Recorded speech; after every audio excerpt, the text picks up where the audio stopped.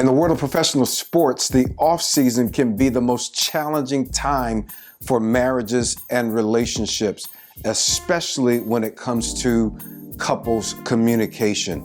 I've seen some of the worst arguments during the off-season. I've seen some of the worst altercations happen because communication breaks down during the off-season. I've seen some of the deepest damage done to relationships during the off season because couples struggle to communicate, you got it, during the off season. And you would think that in the off season, from their careers, from their competition, that couples could communicate much better because there's not the pressure to compete. There's not the grueling schedule to be from one thing to the next, not only at work, but outside of work. Why is it that couples struggle to communicate more in the off season, oftentimes, than during the regular season? One of the reasons is that most of us just lack the skills. That's flat out the truth. Most of us just don't have the skills. Most people are not taught how to really communicate in a healthy way, on a deep level, in a way that is productive. We don't have the skill so often. Another reason is that we're actually together more during the off season. Ooh, yeah, like you're together during the off season, which means that you have potential for more conflict and you have more time to talk. Actually, you're often trying to recover from things that happen in the off season. During the regular season, things that oftentimes were suppressed, that were laid to rest, like we're not going to touch that. We got to get through the season. We got family around. We got friends around. Why don't we just forget about that? But it comes back up during the off season. And now you got to face the thing that you laid aside, that you tried to put away, but it didn't really go away. Because y'all know what happens. Things that don't get resolved, I like to say that they keep revolving and then they begin to devolve. They just get worse. And so during the off season, those things come back to the surface. So we don't have the skills. And oftentimes we don't have a framework. We don't have a framework for how to actually communicate. I want to help you in this video build a framework to have a strategy for how you can grow your communication during the off season. Now, if this isn't your off season, you may want to hang on to this framework still because it's going to help you during the season that you may be in. So let me give you 5 pieces to this framework. The first part of it is we must learn to be emotionally honest with one another. Are you and your partner emotionally honest with each other? Like, can you say how you're really feeling? Can your partner say how they're really feeling? We're not walking around talking about, yeah, I'm cool, I'm good. When you know good and well you're not good, right? Are you pretending like, yeah, I don't want to deal with this? And so, no, I'm fine. I said I was fine.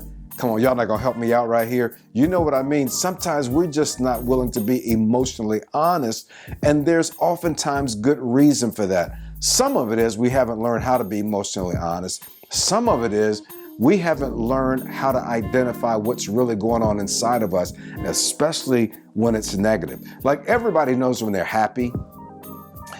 Most of us know when we're sad. Most of us know when we're angry, because anger is the easiest emotion to access in our lives. Like, we always know when we're angry. Like, you can't hide anger and you really can't hide sadness. But it's important that you communicate that to your partner. Can you just say, hey, I'm feeling a little down today, or I'm feeling really frustrated, I'm overwhelmed, like I'm feeling kind of lost, I'm confused, I'm not sure what I'm supposed to do to handle this situation. And so what happens is we are not emotionally honest. And when you're not emotionally honest, you're just not being honest. And a lack of honesty creates distance in your relationship because you can feel it in the room. Y'all know what I'm talking about. You can feel it in the room, like something's funky, something ain't going right. And if you're not honest, that small thing can become a big thing. Now, here's the second part of this framework, and that is to be open to one another, to be emotionally open, physically open, mentally open, emotionally open. In other words, are you defensive when your partner is trying to be emotionally honest? Like, do you get in your feelings? Like, get out of your feelings so the other person can say what they need to say about the space they're in, so that you can further the dialogue, you can further the conversation. Because when defensiveness happens, then the other person shuts down. One couple said, one spouse rather said, I just leave the room, even if I don't leave the room. Like, I just stop listening. I just zone out. I was working with a couple a few years ago, and he was in retirement, and they were trying to piece together their marriage. They had gone through some brutal things as a couple, a lot of infidelity, a lot of him searching for himself and her having to find out in terrible ways. But they came to coaching. They came to work on their relationship. They were working hard. They were showing up. They were all in until it got to a place where she had to unload, and she was telling how she's feeling, and she's going at 100 because she couldn't wait to get onto our session, because that was a place where she could feel safe to say how she was really feeling, and he would just shut down. See, this is why I don't want to do this coaching stuff. Like, I'm cool, Rod, I'm cool with the coaching with you, but she just keeps going and going and going, and I can't get a word in edgewise. Look, she won't stop. And I would jump in gently and say, hey, you got to be open to what she's saying. You may not like it. You may not like how it feels to you. You may feel like she's bringing up old stuff, but can you stay open? Because there's a reason she's trying to be emotionally honest with you. Be open. The opposite of being open is what? Is being closed. And the moment you're closed, defensive, I don't want to hear that. I ain't got time for that. Who says that? Who does that? I'm out of here. I'm leaving. Like, that's what I used to do. When my wife would start saying things that I didn't like, I would not be open. I would literally leave the house, go get in my car, go for a drive, turn off my phone for hours, and it never helped. I had to learn how to be open, how to hear what she's saying. And here's the third piece to this 5-part framework. Is you got to learn how to listen longer.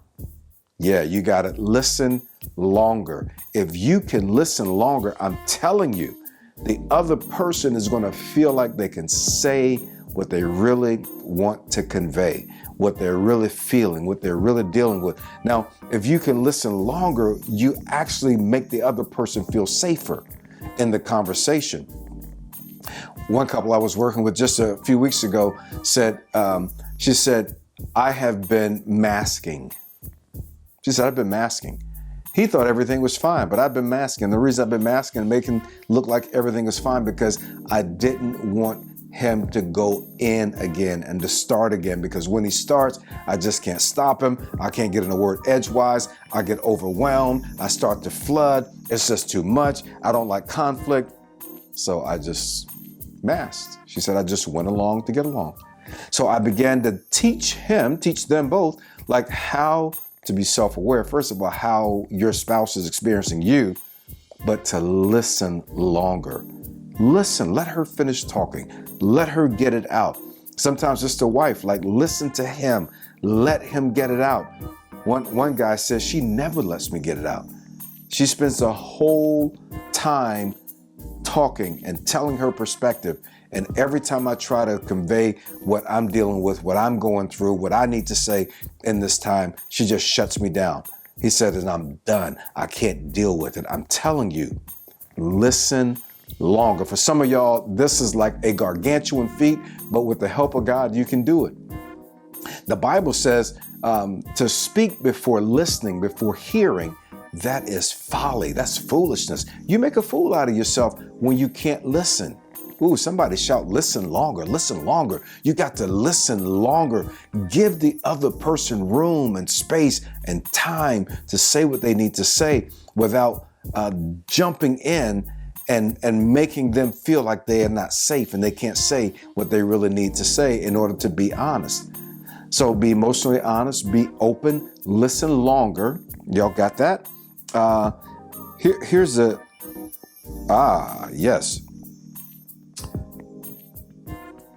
Show some mutual care.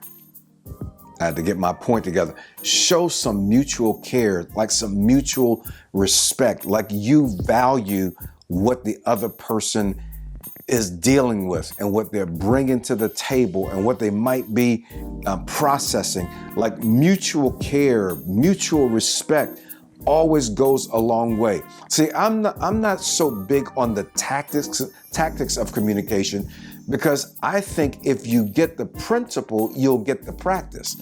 Most people don't have any principles. They don't have a solid framework for what the rules are. What are the rules of engagement? What are the boundary lines? And mutual respect, mutual care, like I care about you and I need you to care about me.